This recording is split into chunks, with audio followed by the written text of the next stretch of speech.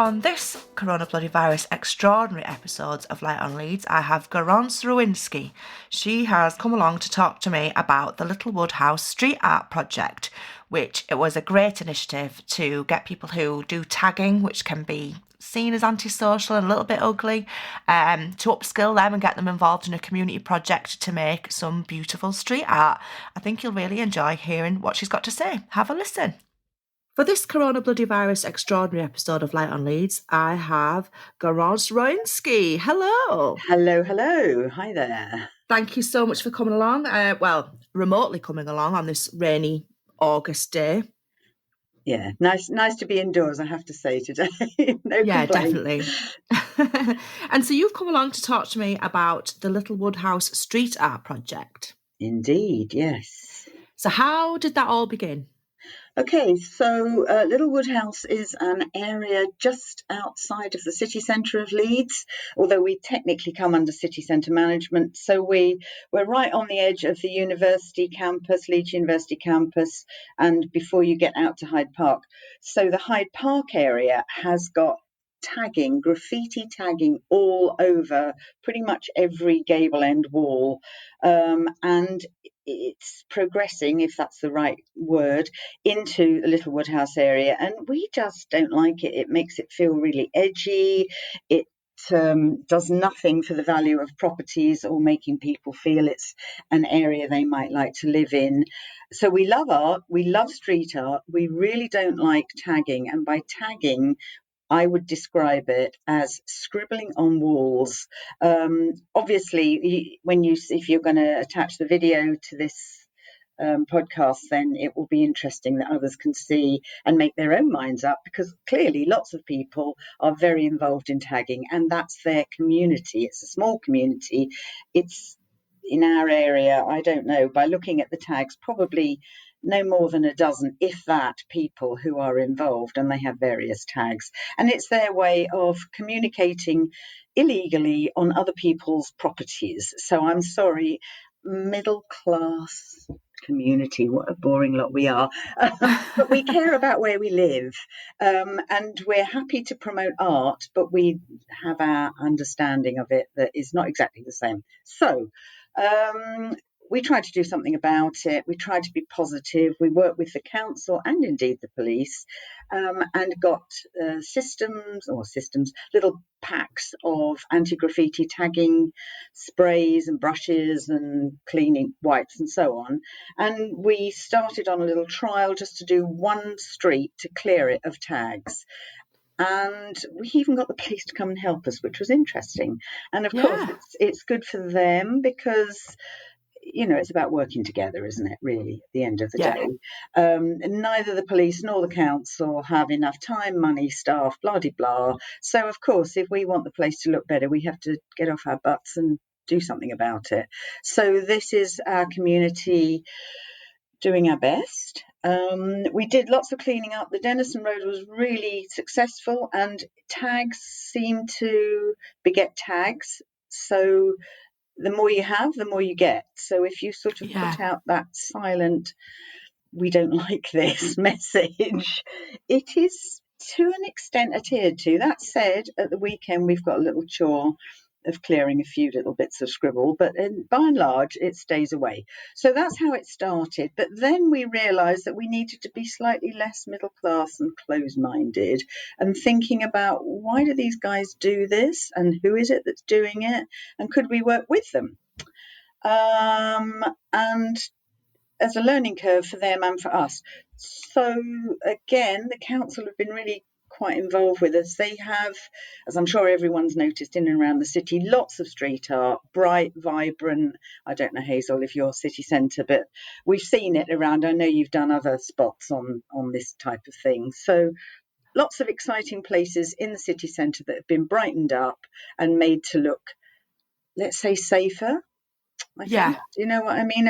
It's the perception of safety, really, rather than, or the perception of danger, in fact, that tags seem to give off. So we got funding from our local councillor. We started off applying for funding through Leeds Civic Trust. who has something called a Snaith Award, and we're really lucky. We got the first prize for the highest rate of funding, which was £500, which is great. You can't do a lot with £500, but we managed to use it to match fund.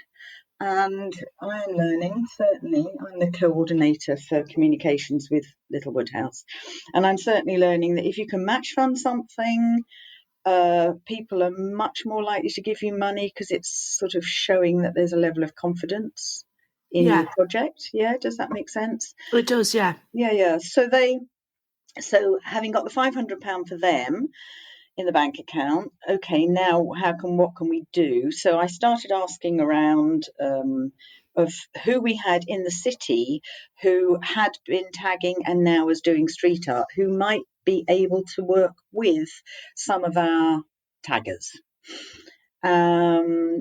Whilst we were doing that, on the back burner, one of our rough sleepers, interestingly, gave me contact details because he knows what I think about tagging because we communicate a lot. Because he sits on that bridge where many of the tags happen, and he said, "Yeah, I know a lad who's really keen to upskill." We met up. This was before lockdown. He brought his pal along. He said another guy might be interested, so they came along. We talked about tagging. I told them I needed to learn because I didn't really understand, and they gave me some reasons why they were doing it. My interpretation, and they would say otherwise perhaps. They're making their own marks, but it's for their community, and not ours. And I think half of the fun, of course, is that it is illegal. But our plan was not to get them a criminal record, but to get them upskilled to be more confident in what they were producing with spray cans. Yeah. And to get legal spaces for them to do it. So once I knew that we got the lads interested in potentially working with us, that was brilliant. It gave us the impetus to get somebody on board to teach them. And the somebody gave us a really good price. He worked his butt off during lockdown because it all had to be done communication online between us. And the lads came and went, as you can imagine. They're not committed sometimes, and then they change their minds, and they are. So that was interesting. We kept moving on that. Then we couldn't join. Well, legally, we couldn't go out and do it. Whilst that was going on, we did manage to get permission from the council to do to actually use a wall. The Bridges department weren't very keen, but there's some wonderful guys in city centre management who metaphorically twisted their arms, shall we say? Because the wall was just covered in graffiti tags and overlooked by the Nuffield Private Hospital, Joseph's Well, which is a big business who really don't want to be renting out properties that look onto grotty, derelict, unused, uncared for, apparently, spaces. So we got the space, we've got the guys sort of interested. We sourced a guy who was interested in working with them, and we started painting. Gosh, when was it? A month ago now. Did it in July, as soon as 6 of us could meet up together. But prior to that, we got match fund twice over. Fantastic. So that was really good. So we got another little pot, and then because my background is film and TV production, the project wasn't really going to go anywhere other than stick on a wall. So Fee is a member of our community, and we had chats, and she's a filmmaker and has done some presenting and da-da-da. And you'll see from the video, the rest is history. We got more funding from the Wharfdale Foundation, who really like working with people who are out of work, people who want to be upskilled. It's about getting people out and about and doing things more positive in the world, and about people who care about where they live. So it was a no-brainer, and they gave us another £500 match funding. So we had enough money to pay peanuts, to be perfectly honest, the guys to make the film, which was fantastic. We couldn't have rented the equipment for the amount we paid them, let alone made a 5-minute video. But one of the joys of lockdown is that people have nothing else happening and are prepared to give their time and expertise. So, yeah, what you see on the video is the outcome of all of that, if that makes any sense at all. It does. I will be putting, obviously, I'll put links to the video in the podcast notes so everybody can see it. But Yeah. it really is impressive what you've done in such a large space. And I think the artwork is beautiful. And it's great to see the before and after, like you said before, when it's just random tags and they're a little bit messy. And, you know, it's not particularly art, is it? It's more like a kind of like you said, like a communication statement, Well, really. it's a community communicating, and it's ironic that I'm the communications coordinator with our community, and obviously we have completely different ideas about the meaning of community and how we communicate, and neither is right or wrong. They're just very different, Yeah. you know. Did you get much feedback from the people that you got involved then, and the Yeah, people well, that you upskilled? Jamie, the guy who, let's say, mentored the lads and facilitated the thing, and he was an ex-tagger, and he paid the price for being one because he got caught. But Oh, he's now moved on, and he's prepared, and he's happy he's moved on, and he's in the video. He actually he says it, you know, so I can repeat it. It's not a secret. He's very fine artist. He's a designer. He creates beautifully. He's a tattooist at the moment. That's one way he's making a living. He couldn't tattoo whilst we were locked down, but he's more or less back to it now. But so, as I said before, it was, in a way, the coronavirus was rather ironic that we managed to source people to make this project work. and did you think it really helped having Jamie as a teacher because he could relate to the people he's upskilling? Personally, I thought he was brilliant. Well, initially we were going to have 3 lads tagging, but all came and went, and we only had 2. They had different levels of skills, and that's always difficult, especially when you've not worked with them before and you don't know what they can deliver. And as you say, you've got such a massive space. But again, Jamie very sensibly suggested that we broke it down into sort of 3 windows, if you like, 3 frames, let's think visually. And again, we had to consider distancing. They were wearing masks anyway because they're spraying, and that stuff is heavily toxic, although often lads don't bother. But this was a project that we, of course, had to do lots of risk assessments and things for, and do it properly. So yeah, he allowed the lads to try new techniques. And indeed, I had no idea that you have different nozzles on the spray cans, so you get different lines. And when you're moving your hand around, if you're doing a circle, it's quite hard because you've got to end up back at the beginning. And it's a skill. It's absolutely a skill. And we as a community, various members came down and watched them doing it. Yeah, we learned stuff and as much as they did, to be honest. So it was win-win, really, as a project. Yeah, excellent. And do you think there's a future for the project? Have you got ideas of taking it further? The truth is, because I wasn't doing other stuff, I had time to get the funding. It is onerous, as I'm sure most people watching this will know. I do loads of other stuff too, and I work part-time at the university when it's up and running. So we will extend it. There is another group in the city who are looking for looking to get permission for spaces to paint, which they will do in their own time, with their own funding of their own spray paint. I mean, that wall, there was £300 worth of material on it. So Wow. yeah, so it's not anyway. Yeah, the funding has to be there, whether you've got people teaching and people making films and you're paying them or not. It's not free. Yeah. I mean, yes, there are ways of getting spray cans, but we won't even discuss that here. One of the city centre management people was responsible 2 weeks after we did our wall. She gave a group permission to paint the access road to the Woodhouse Road car park, the multi-storey. Oh, yeah. Yeah, so if you go down there, you will see, I think, about 8 frames, probably, spaces on walls where individual guys have worked on their specific technique. Unlike our project, we gave them a brief from the community to give them a sense of, well, understanding how to work to a brief and not just be totally freehand. So we constrain their creativity to an extent, although we were helping them learn different techniques, because we wanted to have a theme, and it was mostly homelessness.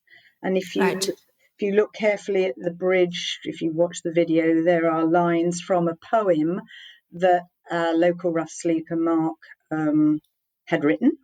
So and there's a picture of his dog up on the wall, and it's and the crypt is very nearby, so it all relates to homelessness, and it's a problem of our times that we know is part of these guys are part of our community, and always will be. It's been going on for decades. It ain't going to stop now, especially with this coronavirus. So it's about trying to be inclusive whilst learning about other people and how they communicate, really.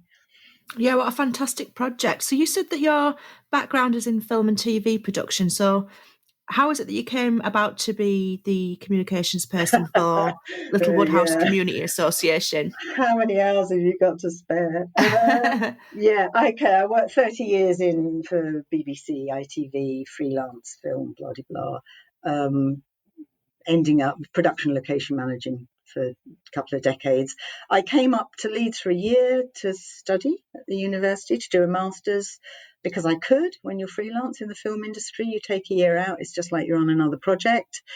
Clearly, back in the day, it was a fairly well-paid industry, so and we worked ridiculous hours, truthfully, so you needed time off just to keep your brain intact. So I came up here to do a master's degree for 1 year, and met a friend who knew a friend who wanted somebody to come and talk to the students in the film school at what was then Leeds Met. Would I come and talk to them? Yes. Would you come and talk to more students because they loved it? Yes. Would you come and work with us and run a module? Yes. Would you? 20 years down the line. You're still here. I'm still here because Leeds is a great city and I love it. And I cannot think of anything I'd like less than living back in London. Well, that's a great accolade for us, isn't it? And we're glad to have you. So whilst so you're definitely an honorary Leeds person now. Oh, thank you, dear. One size. I don't sound I've lived here less than you, so I don't know how I've got the audacity to give out that, but I'm claiming it. Yeah, one of the reasons I'm not on the videos because the voice is wrong. We got some nice local accents and stuff, which I thought was good. And I fed the contributors to Fee, and she asked all the right questions and got them to answer them. And she's great on it. Yeah, fantastic. How good was that? So no, it was it. And as I said to Fee, my greatest concern was that everyone would turn up on the first day, because I just didn't know. Because that's how community projects are, aren't they? But of course they did, and they were wonderful. And truthfully, I've taken a bit of time out, but I'm going to get my head back into it and hopefully start getting some more permissions for some more walls that I can pass on to the Leeds street art guys to paint. And we're not going to change the world. We're not going to stop the tagging overnight, but hopefully we'll get a bit more mutual respect about where they can create their communication levels, should we say, and not trashing private property and not getting a blooming record, because frankly it's hard enough to get work in this day and age anyway for guys, and it is mostly chaps, but there are girls, apparently there are women who are tagging as well, but we're not aware of them at the moment. But it's not about getting a criminal record, it's about sharing space, thinking about other people, learning a better way of communicating, or a more, in my terms, our terms as a community, more attractive way of communicating. But also I think it must really give them a sense of self-worth to be able to see their art displayed in the city, and the city are asking you to contribute to making our city look like a better and also I love seeing art everywhere anyway. I think that's a beautiful thing. Yeah, and as one of the lads said on film, I mean, initially they didn't want to be filmed because obviously, I mean, Yeah. yeah, but again, we talked them round, and Fee is a great interviewer, and she was really good with them. And yeah, one of the lads says on camera, you know, I never believed I'd be painting in the city. Well, not legally anyway, he said. Yeah. You Yeah. know, and well, great. That's isn't that? And another of the guys, he wanted. Yeah, he's thinking he's interested in engineering, and he's got a motorbike, and he loves fixing and doing. And you know, he said, I maybe I could do some what do they call it? Car. Oh, you know, when you spray cars Oh, individually, yeah. Yeah. customizing cars. And it's a Yeah. similar technique. It's you know, it's about thinking laterally and, whoa, actually, yeah, I've got more skills than I thought I had, and I can put them to a future, if not a career, certainly a way of making money in the future. So Yeah. hopefully, That's great. yeah, I'm really looking hopefully forward good. to coming and seeing it in real life at some point, because I do go out that way sometimes, and Yeah. yeah, I'm really looking forward to seeing it. Well, the Um, irony is, it's not been over. Touch wood. I was chatting with our guy who sits on the bridge on a regular basis, and you know, the area around it's been tagged, but the actual wall they haven't tagged it. that's great. Long So live, may it continue. it's a respect, isn't it? In a way, hopefully. Yeah, it's funny you should say that, because I live in Beeston, and there's a tag that I see all the time. And like you say, it's just like a scrawled name, and occasionally stencils, mainly of a pig. I'm not sure what that's about. But quite often I've looked at this person and thought, you know, it would be great if we could use how vociferous you are in tagging everything and just make it something a bit more beautiful Yeah, to help the town look nicer. to attract. Yeah, and if you find out who, I mean, again, I'm being asked if I can, you know, such and such a son is wanting to know, and it's not my job. This is a little project that I was happy to do, and Yeah. hopefully we can spin off and other people will pick up. I certainly don't intend making a career out of getting permission and money and, you know, upskilling all these guys, but having said that, city centre management are being much more proactive and are working together with people. There were plans to use a wall down by in Headingley by the grounds, the Yeah. rugby ground, whatever.